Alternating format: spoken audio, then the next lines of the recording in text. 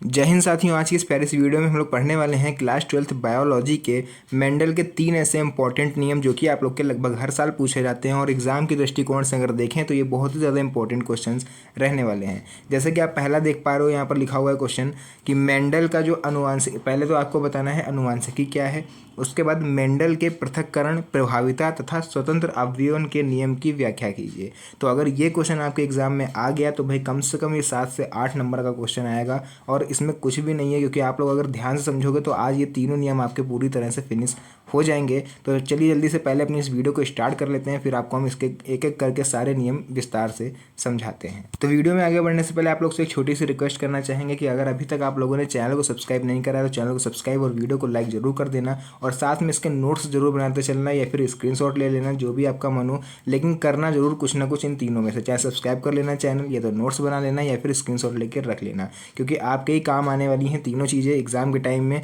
अगर आप लोग परेशान हो रहे होगे, ऐसे क्वेश्चंस को ढूंढ रहे होगे इंपॉर्टेंट क्वेश्चंस को, तो हम आपको ऐसे इंपॉर्टेंट क्वेश्चन प्रोवाइड कराएंगे आपके बोर्ड एग्जाम तक, ये मेरा आप लोग से वादा है।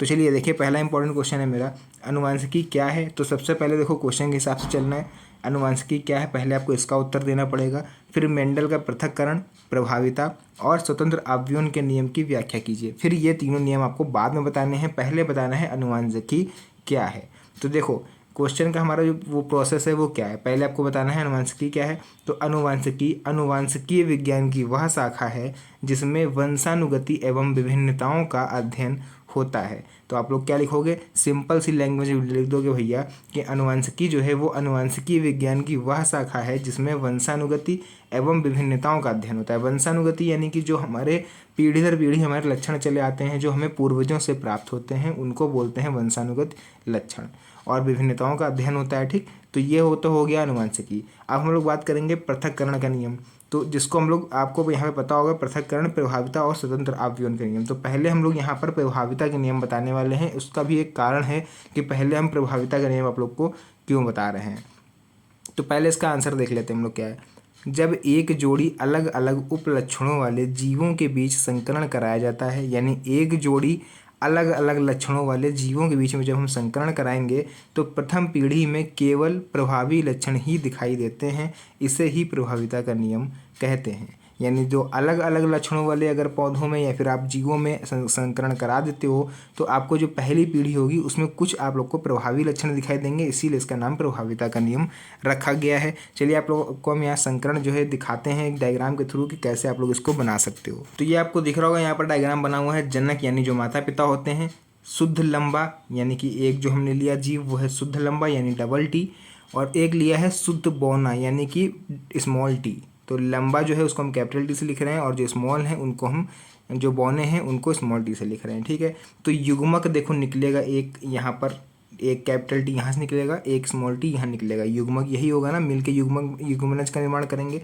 तो देखो जब इन दोनों को हमने, इन दोनों का संकरण कराया आपस में, तो एक कैपिटल टी आ गया, एक स्मॉल टी आ गया, यानी जो संतान होगी उनकी उसमें हल्के से प्रभावी लक्षण दिखाई देंगे। देखो अगर इनको हम माता मान लें, एक ध्यान से देखना है यहाँ पर, अगर इसको हम मान लें फीमेल और इसको मान लें मेल, ध्यान से सुनना बच्चों, यहाँ पर हम लिख भी दे रहे हैं, इसको मेल मान लें और इसको मान लें फीमेल, तो दोनों का एक युग्मक निकला।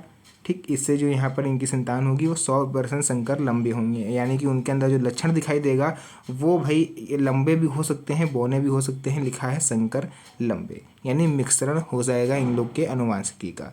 क्लियर हो गया बच्चों। चलिए सेकंड क्वेश्चन इसका जो है हम लोग नियम जो है सेकंड वो देख लेते हैं क्या है।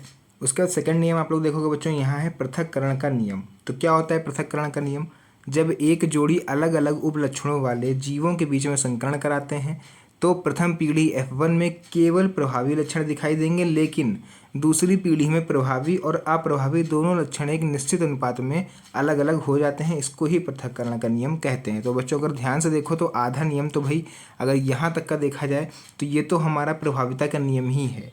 उसके बाद केवल आपको इतना याद करना है, लेकिन दूसरी से लेकर के, ठीक है, तो ये ज़्यादा कुछ आप लोग के लिए कठिन नहीं रहने वाला है। चलिए इसका भी डायग्राम के थ्रू हम आप लोग को संकलन करके दिखाते हैं।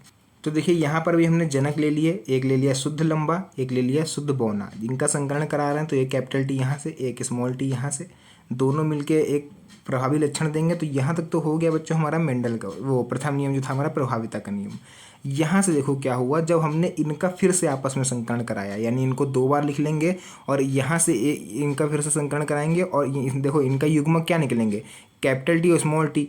अगर इसको रिवर्स लेके आओ, इस वाले डायग्राम को रिवर्स, तो देखो ये टूटेगा, तो इसी तरह से टूटेगा, एक स्मॉल टी में एक कैपिटल टी में। तो ये भी देखो इसी तरह से टूट रहा है, कैपिटल टी एक स्मॉल टी में, ये भी इसी तरह से टूटेगा। तो होगा क्या, आप ध्यान देना, एक ये वाला युग्मक और ये वाला युग्मक हमने इधर उतार लिया इस तरह से, ठीक, इस तरह से इसको लिख लिया। इसकी मल्टीप्लाई कराओ कैपिटल टी से, तो कैपिटल टी की स्मॉल टी से, तो capital T small T. Same process यहाँ पर भी होगा। तो यहाँ पर जो होगा बच्चों ध्यान देना, यहाँ पर फिनोटाइप का रेशियो हो जाएगा 1:3, ठीक, यहाँ तक क्लियर।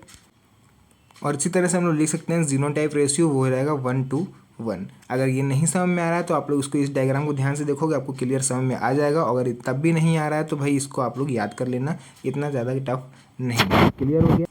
उसका बच्चों नेक्स्ट हमारा है स्वतंत्र अवयवों का नियम। तो भाई ये नियम क्या कहता है, देखो हमारा, इसको थोड़ा ध्यान समझना।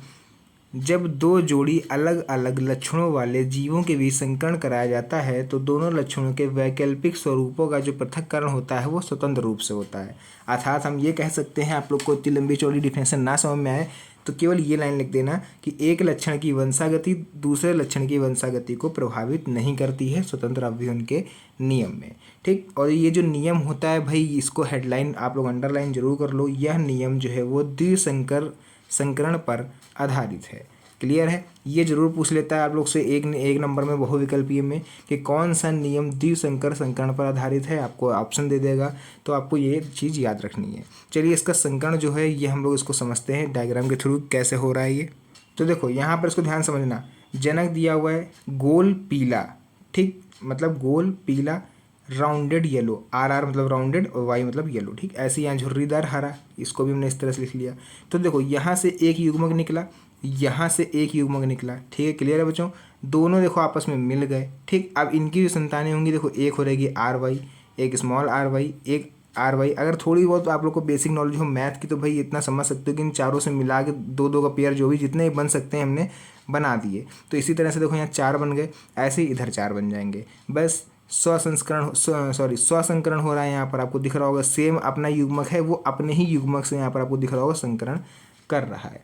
तो कुछ ज़्यादा विशेष है नहीं मेंडल के नियम में, लेकिन आप लोग के ये चीज़ याद रखना, अगर एग्जाम में आपके आ गया तो भाई आप लोग की किस्मत खुल जाएगी अगर आपको ये आता हुआ, क्योंकि 8 नंबर से नीचे ये नहीं पूछा जाएगा अगर तीनों नियम आते हैं तो, ठीक है। अगर एक कोई आ गया तो 3 नंबर में पूछा जाएगा, मतलब जो भी हो 3 में आए, 5 में आए, 8 में आए, आप लोग के एग्जाम में जरूर आएगा, ये चीज़ क्लियर याद रखना। तो आज की इस प्यारी सी वीडियो को हम लोग यहीं पर एंड करते हैं। अगर अभी तक आप लोगों ने चैनल को सब्सक्राइब नहीं करा है तो भाई कर दो और वीडियो को लाइक ज़रूर कर देना।